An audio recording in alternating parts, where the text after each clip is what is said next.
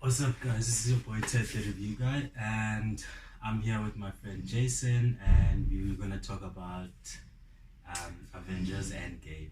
We're very stoked or excited about the whole movie, and yeah, it broke our hearts and it did things, you know. So we're just gonna talk about what we liked, what we didn't like, and like the overall thoughts on the MCU closure, if I can put it that way. And then oh, by the way, this is a spoiler review, so very important. Yeah, if you haven't watched the movie, I suggest you go watch the movie and then come back to the video, and we can have a discussion in the comment section. There you go.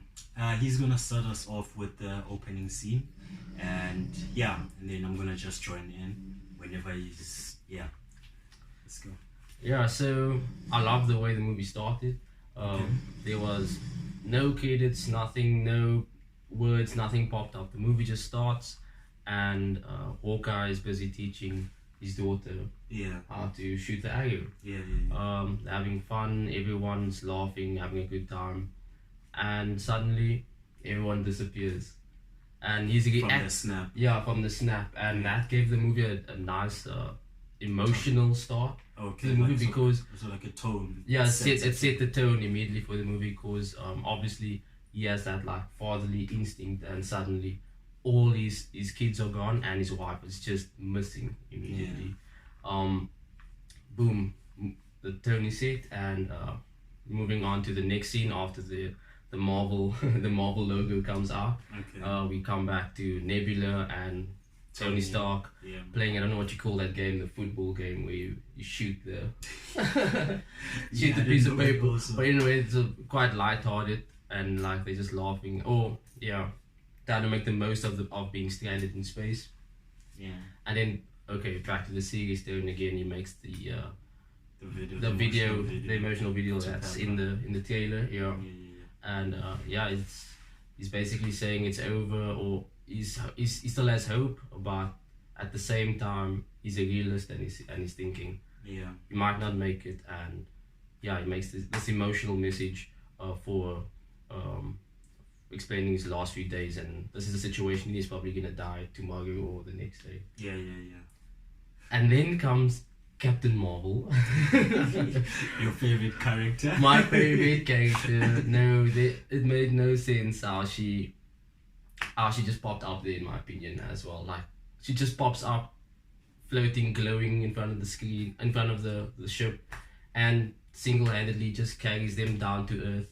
Well, she can do that, according to the she can do anything, it seems like, but she brings them down, and the other Avengers pop out, and they like start talking, obviously, and that's when and they start hooking up Tony Stark to the machine, to life support, life support stuff.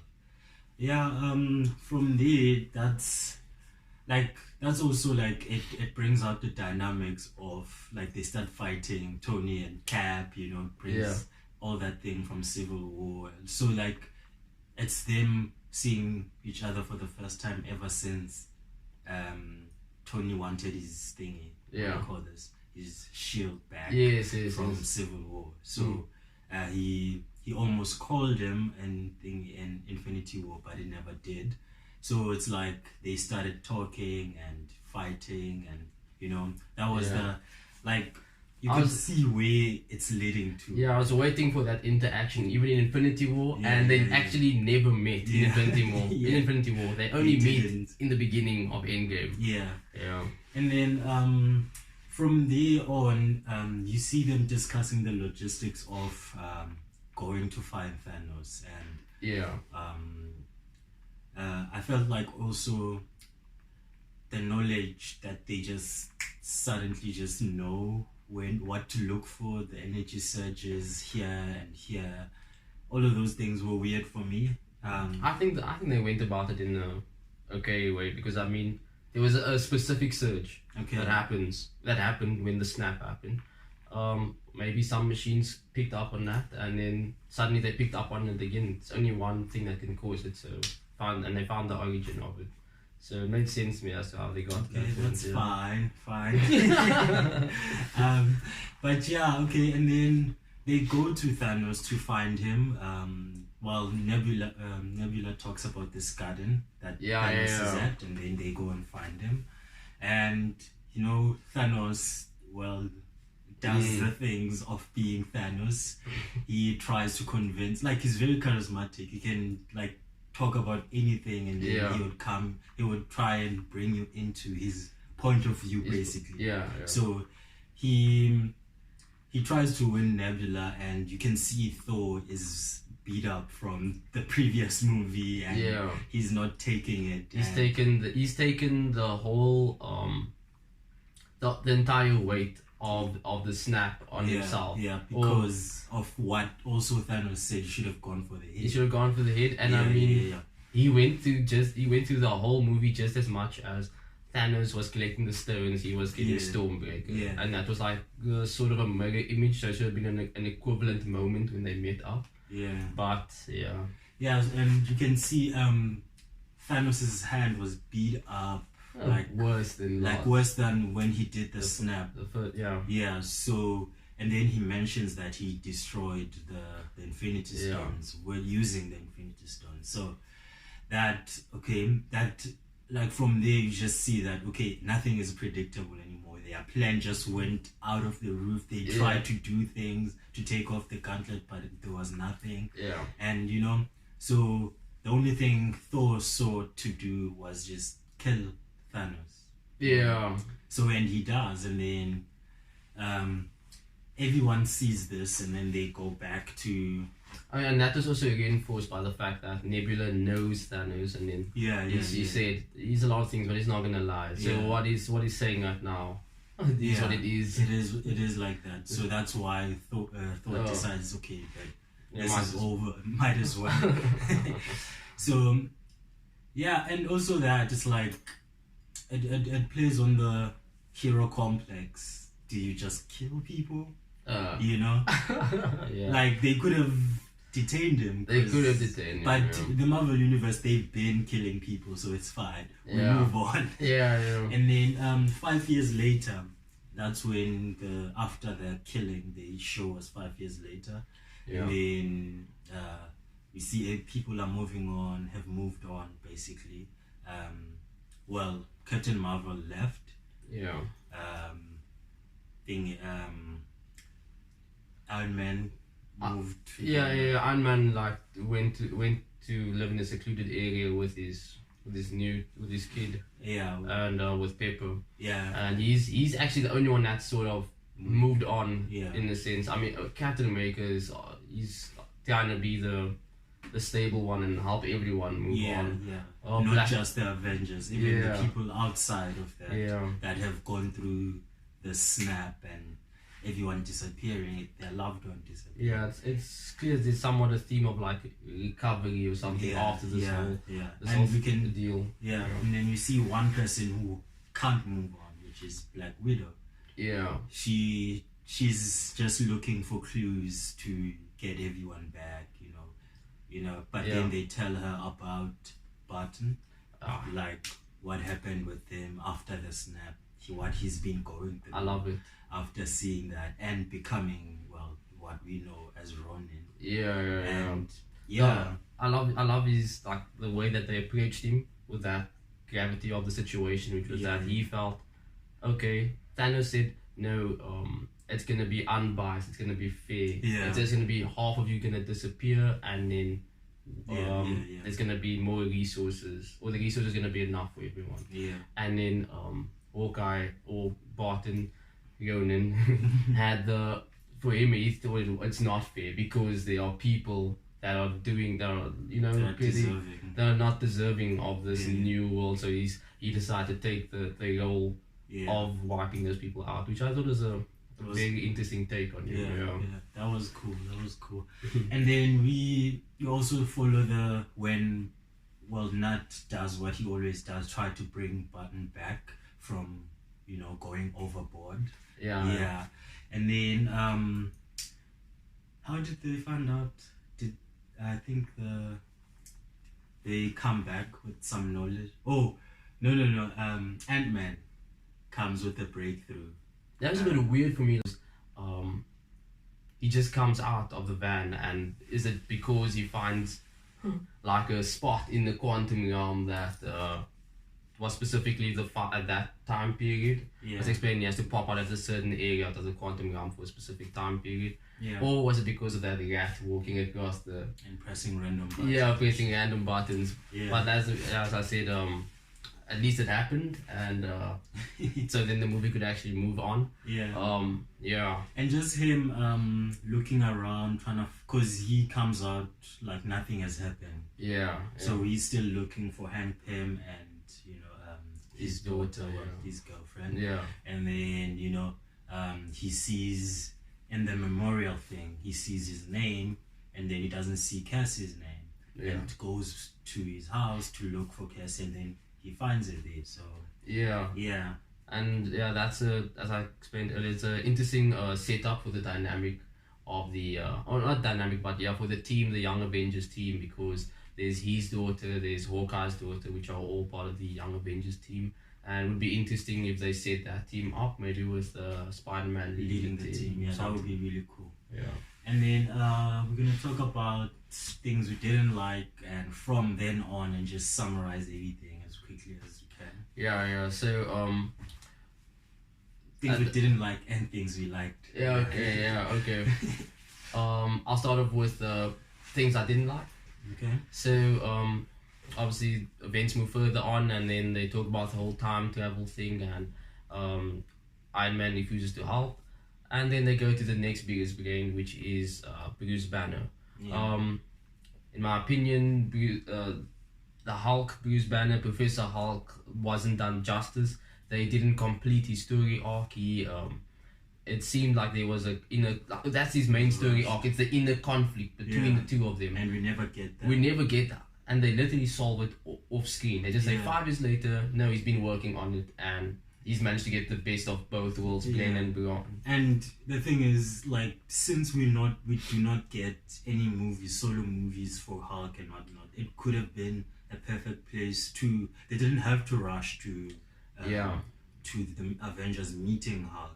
They could have started with Hulk and his journey, like they did with the other people. They did it for Hawkeye. They did it for Ant-Man. Why not do it for like everyone deserves that, and Hulk is always just skipped over, which sucks. He could have had his own tangent to which he came into the movie, as explained from Hawkeye's point of view, and then how so they could have started with Hulk's side as well, like him being disappointed, or him talking to Bruce Banner, maybe showed like the two of them facing each other in their mind, like meditating or something like that, and then figuring it out, and then then we get a later scene where they find 5 years later that they are actually together and whatever. And then he couldn't really fulfill the purpose of being the scientist, which Tony eventually had to step in and then figured out the time travel. And so it turns out his purpose in the movie was just to be able to snap and not die. And also we didn't get the fight scene. He never got a chance to actually redeem himself in this movie for the fight scene, the miserable fight scene in Infinity War. Because he got his ass beat very badly by Thanos, and that's the memory of us. Like, that's the only memory we have of Hulk. His last fight. That's his last fight. So it's like the MCU phases are over now, or this current Avengers story is over, and the last thing we know of the Hulk is him getting his ass beat and doing nothing about it. No comeback. I'm just gonna quickly mention how I think they could have gone about it. Okay. Just quickly, so he snaps the gauntlet, the iron gauntlet, and they say it emits mostly gamma radiation. Hulk absorbs gamma radiation, so that should have actually amplified his power. How I think they could have gone about it is maybe he snaps and his arm like shrivels up or whatever, but he's also like incapacitated, like he can't operate, he can't do anything. He's just in agony and pain the whole time, and then Thanos comes out and all of this, and then maybe some someone is busy putting him in the medic room or something trying to help him out, and then he starts the actual Hulk starts he starts moving between Bruce and Hulk again, in and out between the Hulk and Bruce, and then he starts saying like Natalie or something, because Natalie or Black Widow was the one that could calm him down, and then Hawkeye appears, or Bart, and tells him no, she's gone, and then he just goes full on berserk, full world breaker Hulk, since he has all the gamma radiation as well in him. And then they can finally redeem him with a fight scene that hopefully would have blown our minds, which we never get to see. And partly why I feel we never got that scene was because of my favorite character, that's pure sarcasm. Captain Marvel was forcefully injected, in my opinion, into this movie with the. I feel she's forcefully injected into the whole franchise, because they don't have a Wonder Woman. Marvel does not have their Wonder Woman. They have strong female characters, but they all are part of an ensemble. Storm is part of X-Men, Invisible Woman's part of Fantastic Four, Black Widow is just an Avenger, it seems. But she should have been the one. But I mean, yeah, she's injected, and even the way that she redeems us, or she gets her powers in the Captain Marvel movie, she doesn't seem earned. It doesn't seem earned to me, and then also, but for that reason, also I don't think it's earned the amount of screen time that they give her, or what they allow, the amount of power that she has. She hasn't earned it, in my opinion. And also, because the Kevin Feige came out and said she's like the Russo brothers, she's the strongest Avenger, or person in the MCU right now, and they don't even show us in both the movies. Okay, I get why they didn't show us in this movie, because they're basically trying to say goodbye to the characters that we have. Fine, do not expose, but like for her movie was supposed to be shown already. Because even when everyone else was like, they kind of, I don't know, man. Like, I feel like she's not like everything that we were told she was, basically. But she made it work when it comes to the final scene. I mean, she tried. She held down Thanos. Things. So yeah, that's a thing. And then especially my highlight. Sorry. I got one more negative. Okay, go on. This is gonna be quick. The whole, again, Captain Marvel, but like the whole, I'm all for, we all know about the A-Force movie that apparently they're hinting at, which is the whole all-female team up. And that scene was pretty cool. The way, that was pretty cool. I love that scene. But it also felt like it didn't have that much gravity to it, because she's the one holding the gauntlet, and then she just pummels through everyone. I mean, there wasn't really a need for the team behind her. So it negated the whole team effect, and I mean, it was a cool shot, and when see they them all, started, but there was no need for them actually. I saw a different take from another YouTube. Can I shout out the other YouTube channel, Nando V Movies? He did an interesting take on for that scene specifically, where he said instead of her getting the gauntlet, it should have been Nebula. So then Nebula picks it up from Spider-Man, and then she's gonna be the one to take it to the van, and then Gamora comes in. She's like, no, you're not gonna be alone, and I'll help you out. And then what's the chick's name? The general chick of the general of Black Panther. She comes up, and then Shuri comes up. They all I'm not gonna go into all the dialogue that he went into, but go check it out. And then she would be the one, and then all the women are there eventually. And then Captain Marvel stuff. Captain Marvel comes as well, and Captain Marvel goes and she says, okay, she's gonna take care of Thanos, and all the other female characters are gonna be opening the path for her to run, for Nebula to make it to the van. That would have been a much more interesting scene in my opinion. And then also something which you also picked up on is that Thanos never gets angry. There's only one character that makes him angry. It's Nebula.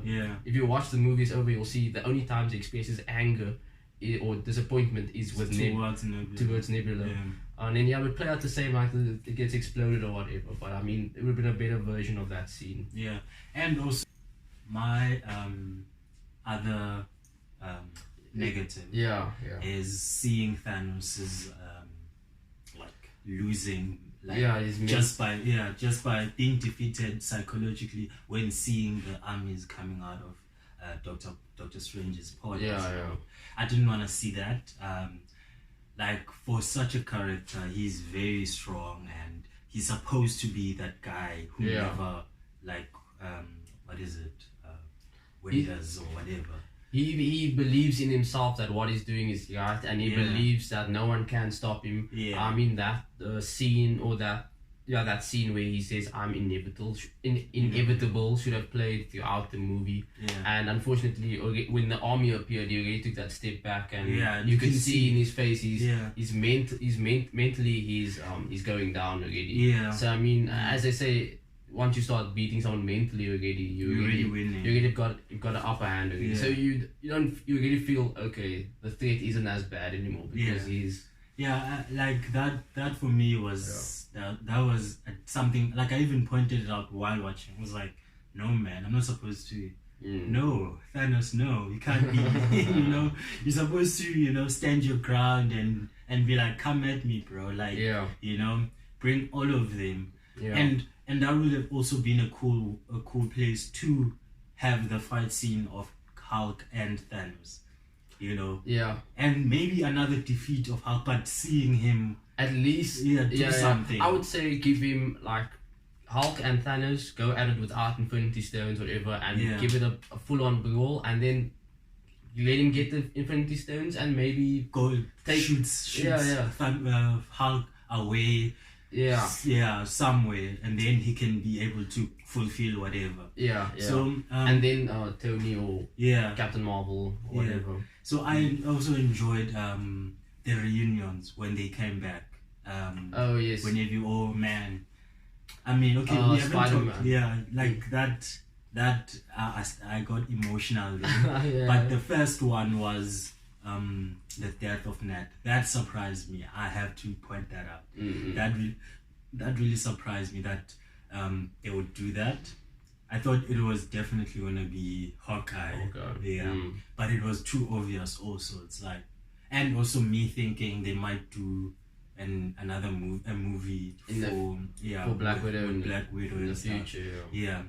So that also had me very emotional. And then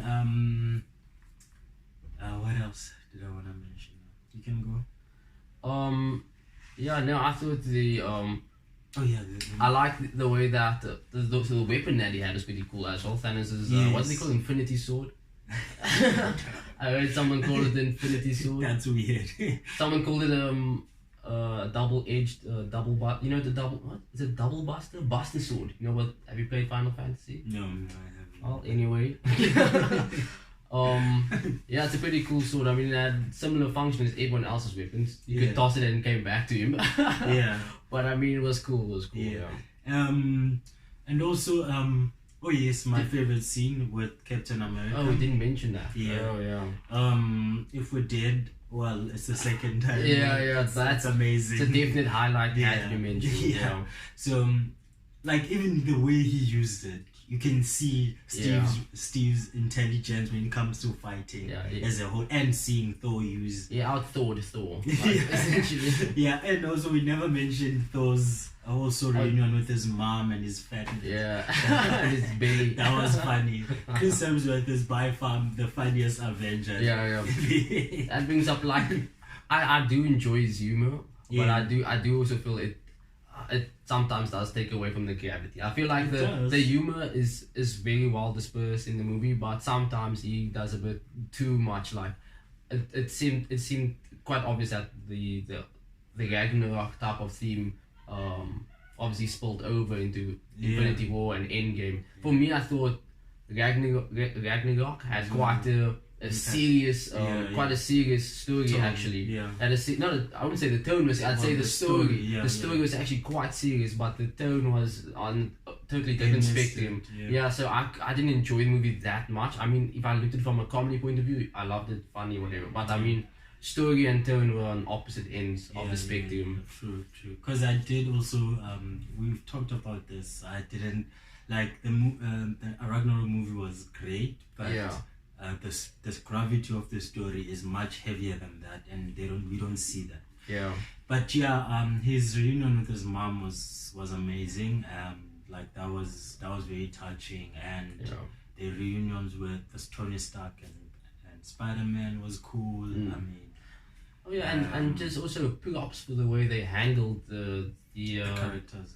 The characters and the time traveling. Oh, they did a pretty good job of the time traveling. The way they went about it with the rules that they set up, it was different than other movies. So I appreciate that. They didn't like, as they mentioned, and I like how they went through all the different time traveling movies. And they were like, no, we're not doing it like that. We've got our own version of what we think happens at in time travel. And how they can also take things from the past, like how Thor got his Mjolnir back and what is it? Mjolnir. You said Mjolnir. It's all good. But yeah, man, it's that, like, I still think Captain America outdid them all. But then obviously that deed that Iron Man did at the end, that was the overall. The two highlights in terms of characters for me in this movie has to be Iron Man or Robert and Captain America. They were the two highlights. They definitely brought their acting to the table. They brought it all. It was amazing. And also talking about the end scene that when Robert Downey Jr. ends things with Thanos in there. Like when after he's done and Spider-Man goes to him and tries to tell him that we won, you did it. That was very emotional. That's quite emotional. It's a callback also to what he did, what they, like, before Spider-Man disappeared, like that. That was very heartbreaking to see. Another opposite end. And I enjoyed seeing Pepper in her suit. That was cool. And also the last scene when they taking everything back to where it was in the timeline and all of those things. And then Captain America that was also very well done. I mean that it once again just a callback to the first movie when he said he's gonna have to take a rain check on that dance. I mean it's something that I would say it's his one regret. And he finally got to got that chance. And also I don't think I liked how he lost the mantle, the shield. I mean, I get that we're trying to be diverse and everything, you know, but like for me, I would have liked to see Bucky holding the mantle for a while. Maybe have something where Bucky like struggles with being that picture, you know, with Falcon on his side, because he's the only one that's left with him, that they share something in common. So share that relationship with and especially the type of person they know Steve Rogers as, and the type of weight the shield has, and how he carried the mantle. So he would be my first option, and be like, let's see him deal with his past, trying to be a better person, and then seeing that he's not as worthy as everyone thought. But then also at the same time, you'll be like, Sam did most of the things in recent history with Captain America, hence he was given the shield. So that also could be a point to, like, something to point out that, okay, the reason Cap gave Sam the shield is because after so long he's been there. I'm looking forward to the series that's been announced, Falcon and Winter Soldier, and I think they could play it out there. Maybe they're gonna juggle the shield, or I'm not sure. I think Bucky should have got the shield first, and then maybe he can go through that internal conflict, and then eventually figure out that Sam is the right person. But unfortunately, not everyone's gonna watch the series. Everyone's watching the movies. Not everyone's watching the series. And so, I think just for the moviegoers, they just wanted to seal it off with the person that Cap actually would have wanted. Yeah, and because of also their relationship. The relationship, that is closer in a sense with him since the serum, I guess. Yeah. And then final thoughts when it comes to the movie? I love the setup as well that they have in the movie. They've got Thor moving on with the Guardians, which was when I saw that first scene in Infinity War when they were like, he was on the table and all of that. That whole scene that played out between the Guardians and Thor was one of my highlights actually for Infinity War. Yeah. So I'm psyched that he's joined the team, and it's a great way for them to get around doing a Thor 4 movie. They don't have to do the fourth Thor movie. I mean, I think everyone wants more Thor. Yeah. As long as, like in my opinion, it's not in conflict with the story as well. Yeah. But the character is great. It just didn't fit too well with the story they had in Ragnarok, as I mentioned before. Okay. And then they're gonna have to deal. The Guardians and Thor is gonna have to deal with Gamora, which is now the version that has never met the Guardians, and they're gonna have to deal with Loki as well. Which I'm assuming it could be a possibility where they meet Loki as well, because since it disappeared from the past. It disappeared from the past, and that'd be a version once again that hasn't gone through the transition from Avengers 1 to Thor Ragnarok, where he actually joins Thor's side, or has Thor's best intentions in mind. Best intentions for Thor in mind. So they're gonna be mentioned the A-Force. So the A-Force also, that's something that I'm looking forward to. Also the series of Scarlet Witch and Vision, called apparently WandaVision, which makes sense since apparently they downloaded his brain at Wakanda or something. So they probably gonna extract in there. I don't know what, but that's gonna be interesting as well. Plenty of setup which I enjoy. Overall thoughts of the movie for you? I'm very happy with the movie and how they concluded everything. I mean, Spider-Man's back, the King is back. I mean, very excited for that. I mean, Wakanda looked amazing as usual. And then overall, I enjoyed the movie. I'd give it a. No, we haven't rated the movie yet.